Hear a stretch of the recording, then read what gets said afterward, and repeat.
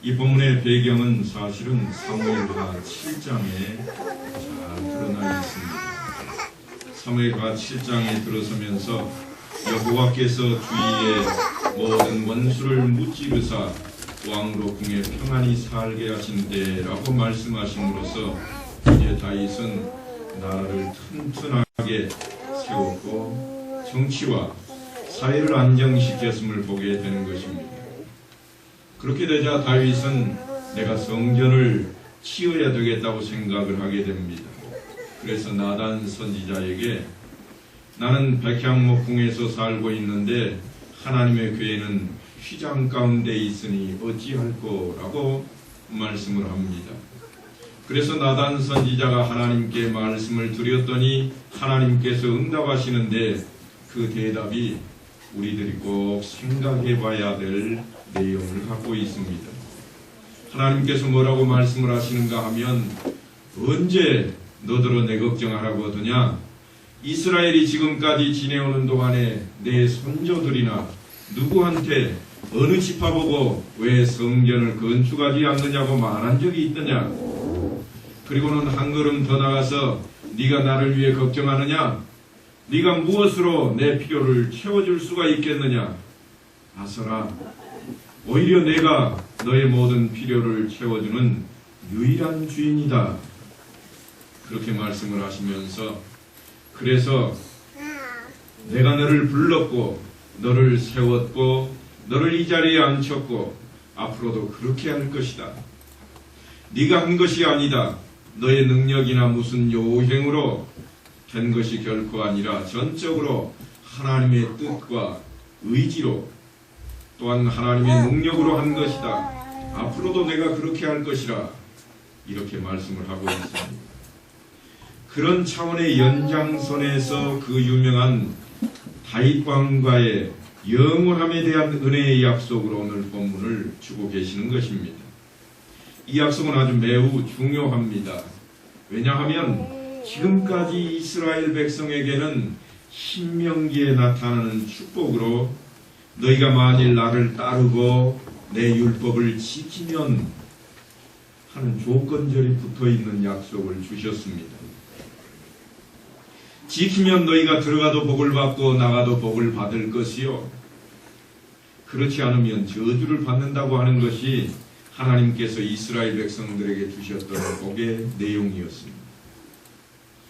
그런데 오늘 본문에서는 너희가 만약 실패할지라도 하는 차원에서 약속을 주고 있습니다. 조건이 갑자기 쏙 빠졌습니다. 그럼에도 불구하고 나는 너희에게 한 약속을 지킬 것이고 너와 내 후손에게 은혜로 승리하게 할 것이라고 하는 놀라운 약속을 주고 있는 것입니다. 마태복음 1장에 보면 아브라함과 다윗의 자손 예수 그리스도의 계보라 그렇게 시작을 합니다. 그래서 마치 우리는 이 말씀을 보고서는 다윗이 참으로 위대한 인물이다 그렇게 생각을 합니다만 다윗의 위대함은 사실 그의 능력이나 자격에 있는 것이 아닙니다. 바로 오늘 우리가 읽었던 본문의 약속 때문입니다. 내 이름을 위대하게 만들어줄 것이라고 약속하신 하나님께서 네가 만일 실패할지라도 라고 하는 내용의 약속을 주고 있기 때문입니다. 그럼에도 불구하고 나는 너희에게 한 약속을 지킬 것이고 너와 내 후손에게 은혜로 승리하게 할 것이라고 하는 이 은혜의 약속은 메시아 사상의 뿌리가 됩니다. 기독교 신앙을 우리는 예수 믿고 구원 얻어 천국 간다 이렇게 아주 간략하고 간단하게 설명할 수 있을 것입니다. 이때 말하는 천국은 하나님께서 통치하시는 나라입니다. 그런데 이 나라는 종종 메시아 왕국으로 예언되기도 합니다. 왜 천국을 메시아 왕국이라 그렇게 말을 하는가 하면 그 나라를 성립시키는 열쇠가 예수님께 있기 때문입니다. 나로 말미암지 않고는 아버지께로 올 자가 아무도 없느니라. 그래서 거기에 갈 수 있는 키를 누가 가지고 있는가 하면 예수님만 가지고 계신 것입니다. 그래서 메시아 왕국이라고 하는데 이 중요한 것은 메시아 왕국이 잘한 사람들에게는 상을 주고 악인들은 벌을 받는 심판 구조에 의해서 약속된 나라가 아니라고 하는 겁니다.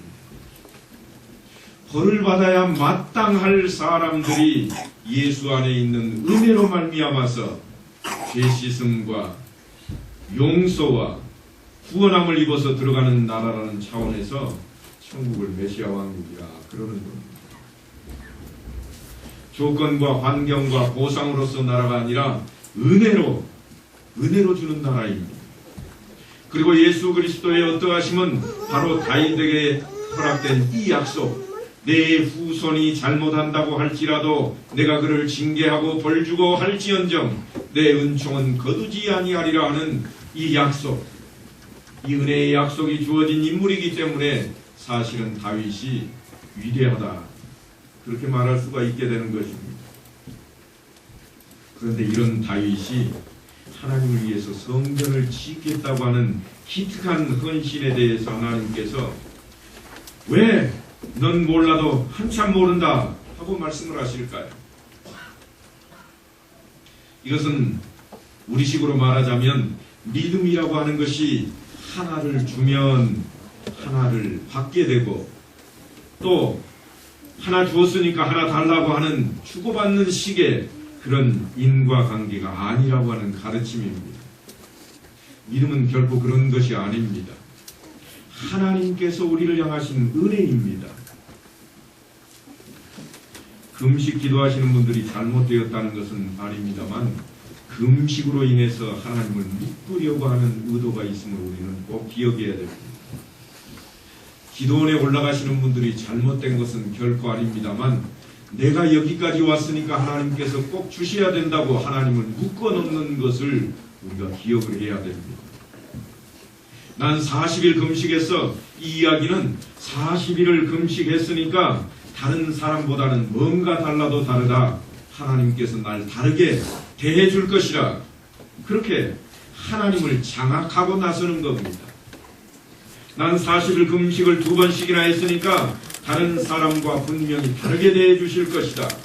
그런 차원에서 하나님을 묶어놓고 하나님께서 그렇게 하지 않으시면 잘못된 것처럼 여겨버리는 것입니다. 바로 이런 차원에서 지금 성전 이야기를 시작하고 있는 것입니다. 그러니까 성전을 짓겠다고 하는 것이 어떤 의미를 가지는가를 알면 하나님께서 다윗에게 하신 이 은혜의 약속에 대한 깊은 의미를 깨닫게 될 것입니다. 성전을 짓겠다고 하는 것이요, 우리 입장에서는, 아니 다윗의 입장에서는 하나님을 향해서 헌신하고 나는 이렇게 편안히 살고 있는데 하나님의 말씀은 저렇게 허술한 데 계시하는가 하는 것으로 느껴지지만 하나님 편에서 내다보면 하나님은 주권자시요 또한 주관자이신데 하나님께서 어디엔가 묶여야 된다고 하는 그런 것을 의미합니다. 성전을 지어 놓음으로써 성전이라고 하는 그 공간 안에다가 하나님을 가둬놓는 꼴이 된다고 하는 것입니다.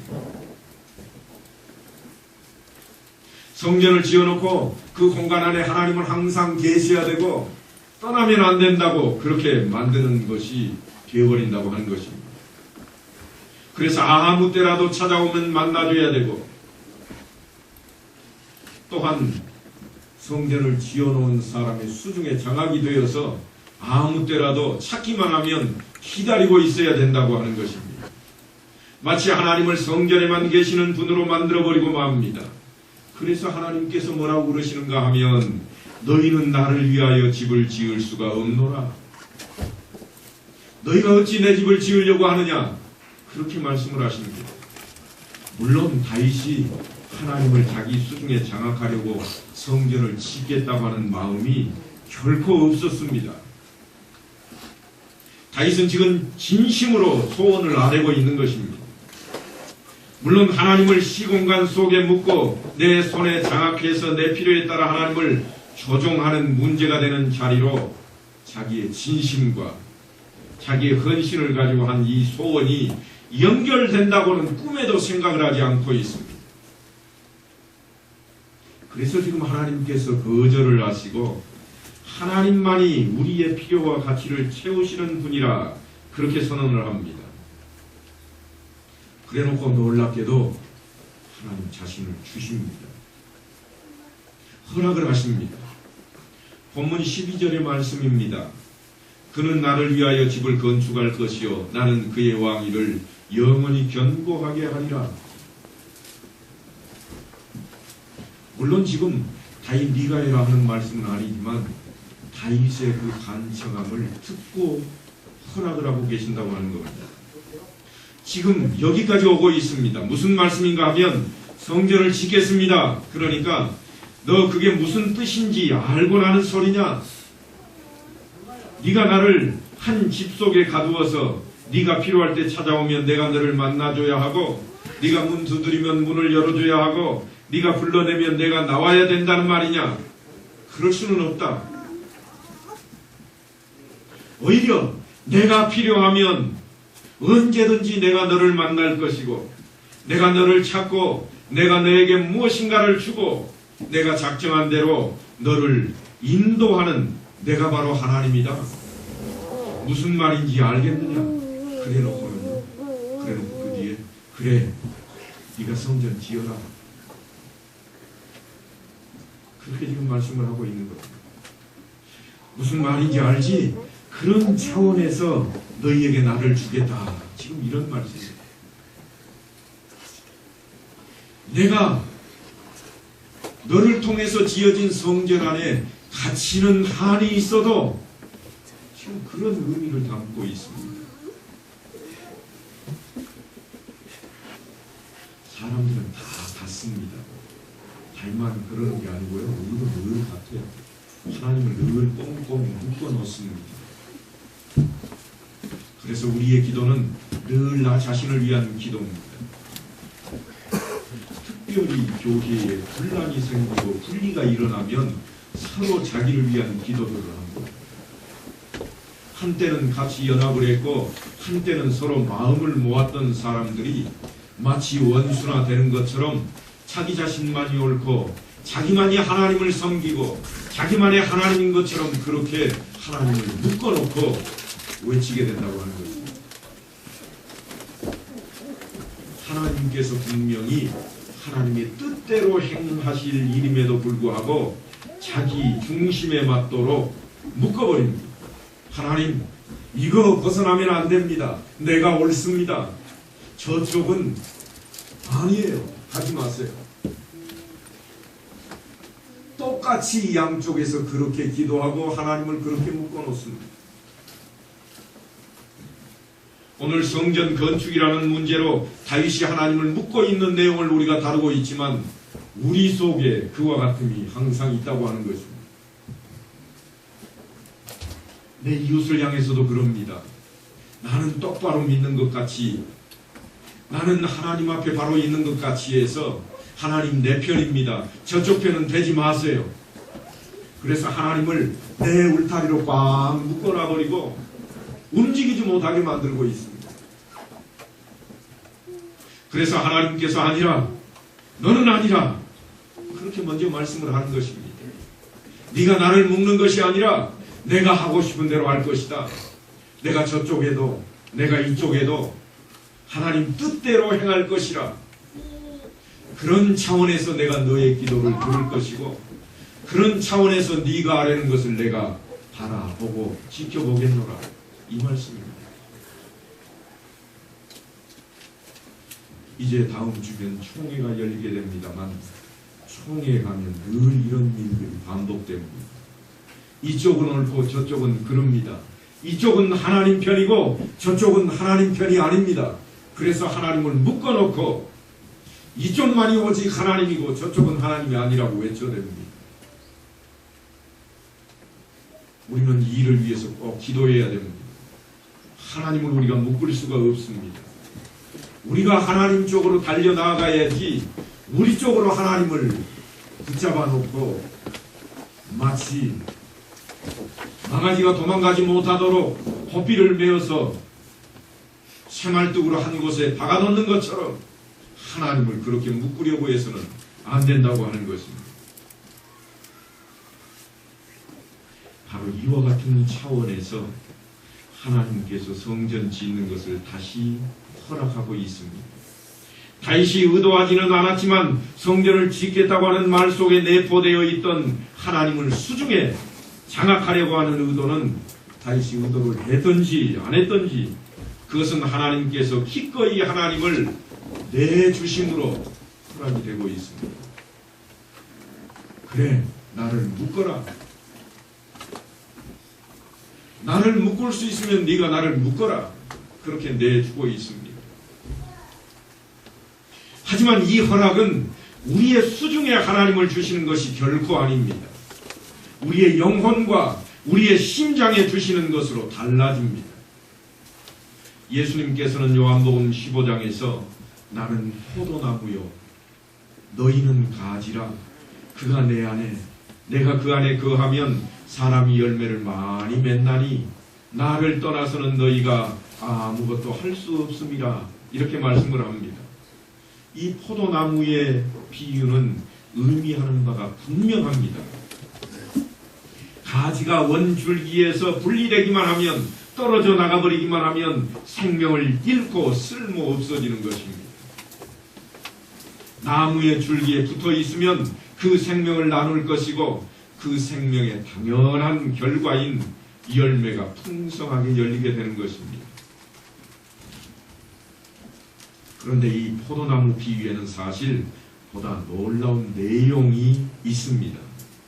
그것은 가지가 줄기의 전체 생명의 일부가 된다고 하는 것입니다. 가지가요, 생명의 일부가 되는 것이에요. 가지가 주가 아니고 그 전체 나무의 일부분이 된다고 하는 것입니다.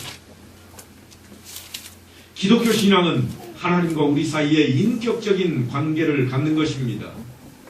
사랑과 믿음의 관계입니다.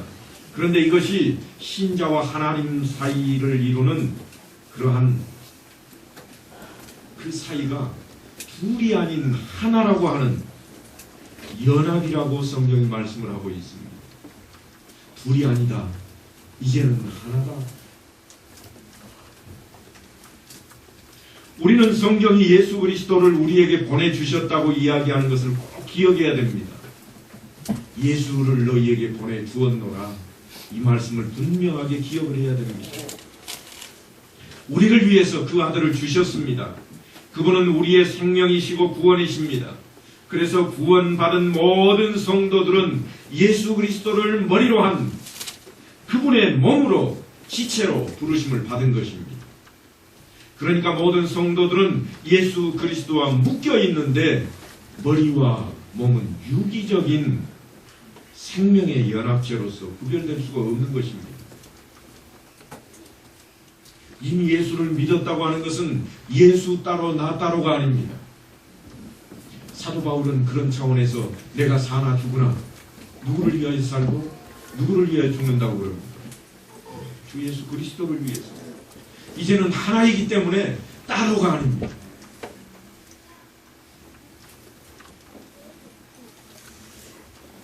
그래서 몸에 일어나는 일은 머리에도 동일한 것이 됩니다. 머리에 일어난 일은 몸에도 동일한 경험이 되고 현실이 되듯이 그 둘은 나눌 수 없는 연합체인 것입니다. 머리에 조금만 잘못이 생겨도요, 사람이 반신불구도 됩니다. 손에 피도 다 흐르고 분명히 움직여보면 움직이기도 하는데 왜 불수가 되는가 하면 머리 때문입니다. 몸이 잘못이 되면 머리에 고통을 느낍니다. 그것은 따로가 아니라고 하는 것입니다. 이 둘은 나눌 수 없는 연합체입니다. 하나님을 우리에게 주신다 하는 이 의미는 바로 그것입니다. 예수를 너희에게 주었다고 하는 말씀은 바로 그 의미입니다. 하나라고 하는 겁니다. 우리 수중에 주시는 것이 아니라 우리 심장에 주시는 것이요, 우리 영혼에 주신 것입니다. 그런데 이 포도나무 비유에서 하나됨을 순전히 이것 때문이라고 말씀을 하는데요. 요한복음 15장 11절에 가면 이렇게 기록을 해 놓았습니다. 내가 이것을 너희에게 이름은 내 기쁨이 너희 안에 있어 너희 기쁨을 충만하게 하려 합니다. 예수님께서 우리하고 예수님하고 하나다 그렇게 말씀을 하시면서 그 이유, 하나가 되게 하는 이유는 순전히 이것 때문이다. 내가 기뻐할 때 너희도 기뻐하게 하려 합니다. 나만 영화롭게 나만 영광이 되고자 함이 아니요 너희에게도 동일하게 일어나게 하고자 합니다. 나만 부활하고 나만 천국 가는 것으로 끝이 아니라 너희에게도 동일하게 부활이 있고 너희에게도 동일하게 천국이 있음을 드러내게 하려 함이라. 우리의 구원과 신앙은 천지를 지으신 하나님께서 예수 안에서 우리를 받으신 것입니다. 이것이 하나님의 은혜요 연합의 신비입니다. 우리는 죄 때문에 죽을 수밖에 없는 인생이었습니다. 그런데 어찌 천국에 갈 수가 있습니까?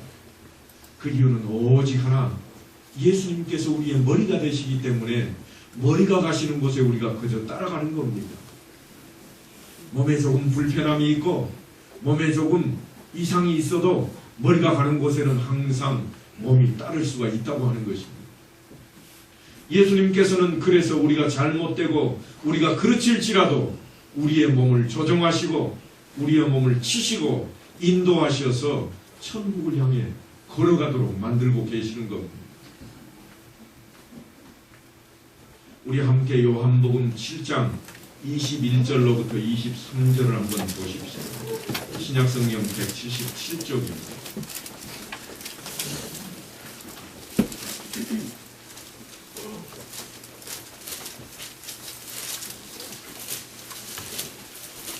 요한복음 17장 21절부터 23절입니다.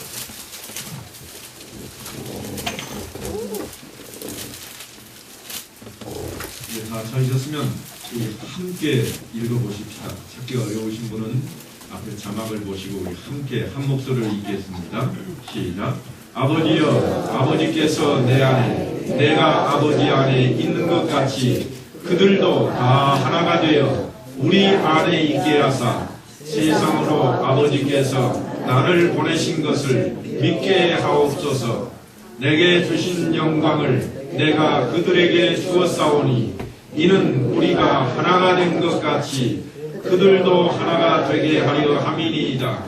곧 내가 그들 안에 있고 아버지께서 내 안에 계시어 그들로 온전함을 이루어 하나가 되게 하려 함은 아버지께서 나를 보내신 것과 또 나를 사랑하심 같이 그들도 사랑하신 것을 세상으로 알게 하려 함이로소이다. 아멘. 예수님께서 이 땅에 오신 목적이 아주 자세하게 아주 우리가 알아듣기 쉽도록 표현이 되어 있는 글입니다. 곧 내가 그들 안에 있고 아버지께서 내 안에 계셔서 참 놀라운 표현입니다.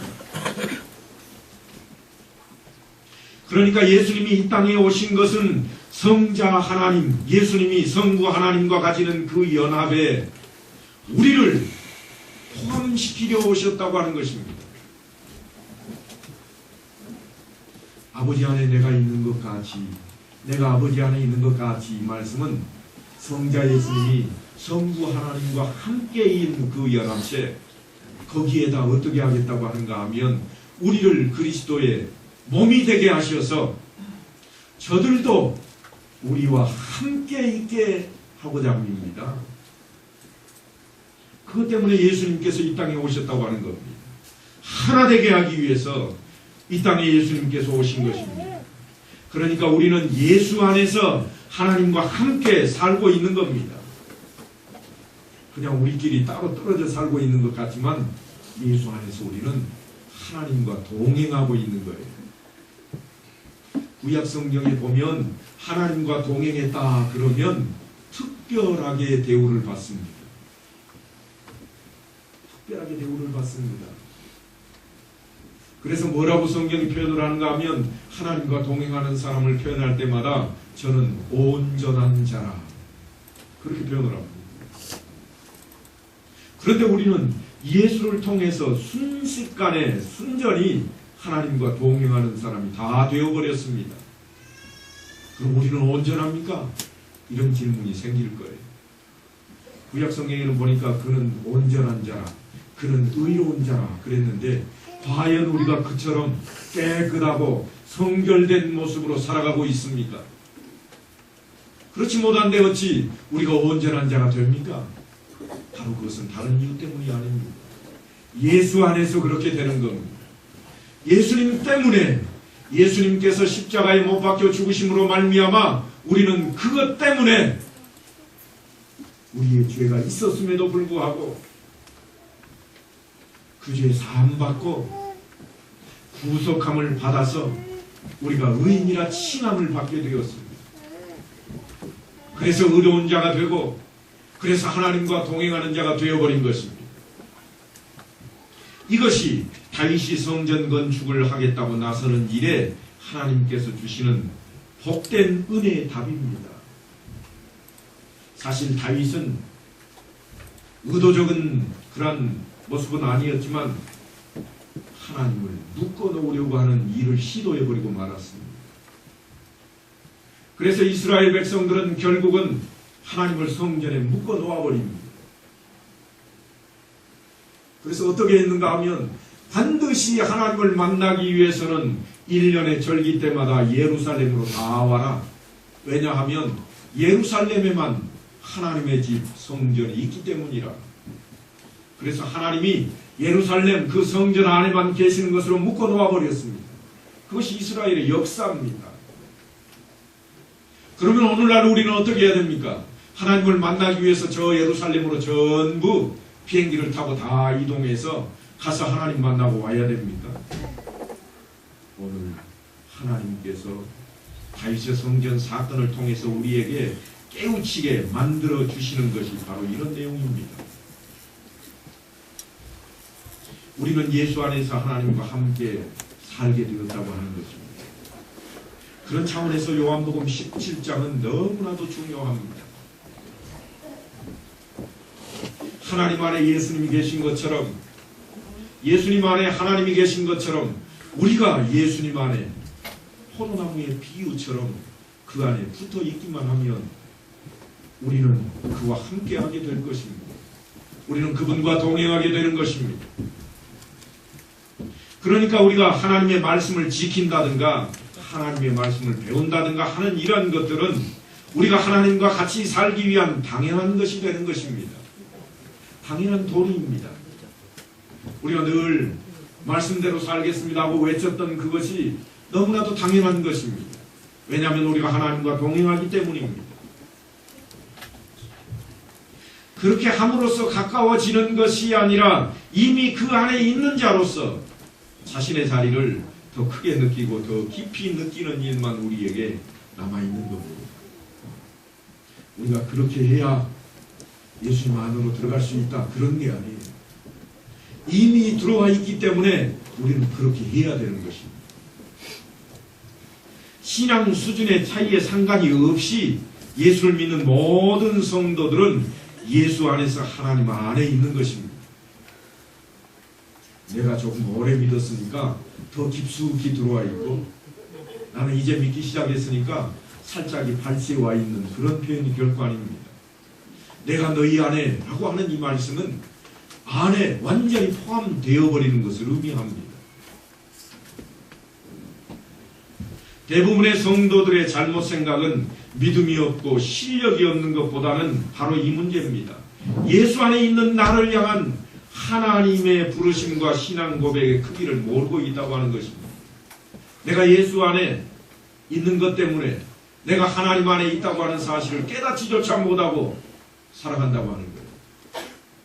그래서 늘 생각하기를 내가 이래가지고 천국 갈 수 있을까?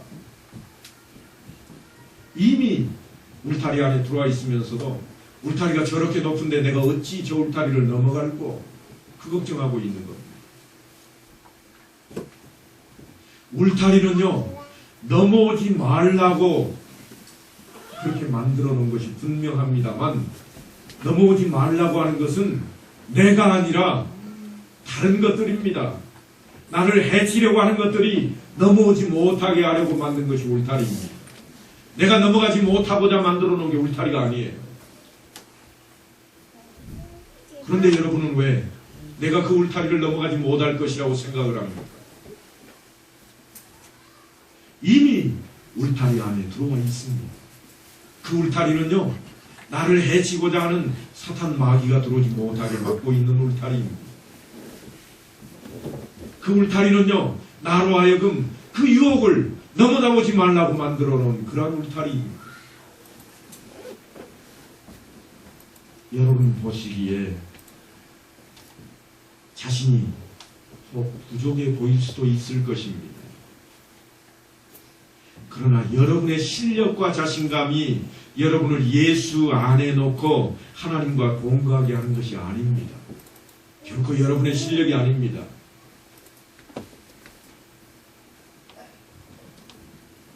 또는 우연도 아닙니다. 우연히 그저 여러분을 하나님의 울타리 안으로 집어 던져놓는 사건이 일어난 것이 결코 아닙니다. 예수 안에서 하나님께서 찾아오셔서 하나님을 주신 은혜로 구원이 확보된 것입니다. 이 신앙 고백이 우리에게 있어서 예수 안에서 하나님과 하나된 연합체로서 하나님과 동행하는 성도들이 다 되시기를 축원합니다.